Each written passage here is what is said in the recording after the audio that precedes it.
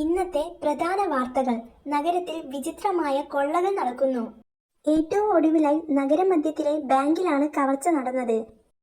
ചുവരിൽ കൃത്യമായി വട്ടത്തിൽ ദ്വാരമുണ്ടാക്കിയാണ് കവർച്ച. ഇത്ര കൃത്യമായി എങ്ങനെ തുളച്ചു എന്ന് വ്യക്തമല്ല. കഴിഞ്ഞ ദിവസം 2 വീടുകളിലും ഇതേ രീതിയിൽ ദ്വാരമുണ്ടാക്കി മോഷണം നടത്തിയിരുന്നു.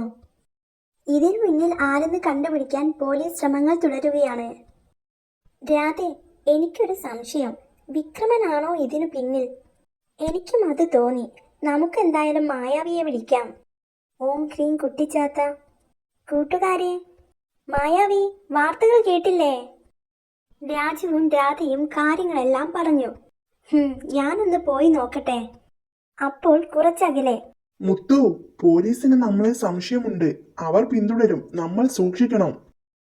തുളച്ചത് യന്ത്രസൂചി കൊണ്ടാണെന്ന കാര്യം ആരും അറിയരുത്. പാറ തുളയ്ക്കാൻ പറ്റുമോ വിക്രമ? പിന്നല്ലാതെ. ഇതിന്റെ മുന കൊണ്ട് ഒന്ന് തൊട്ടാൽ മതി. He he he.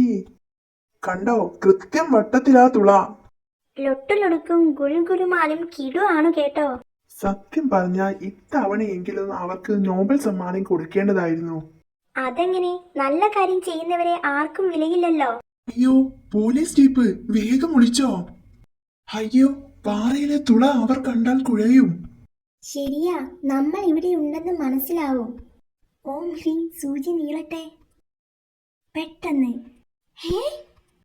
മന്ത്രസൂചി നിലത്ത് തൊട്ടതോടെ അയ്യോ, പാറയിൽ കുഴി. അമ്മോ, എന്റെ അമ്മേ, കൊക്കയിൽ വീണേ. യന്ത്രസൂചി ഇനി എന്റെ കയ്യിലിരിക്കട്ടെ.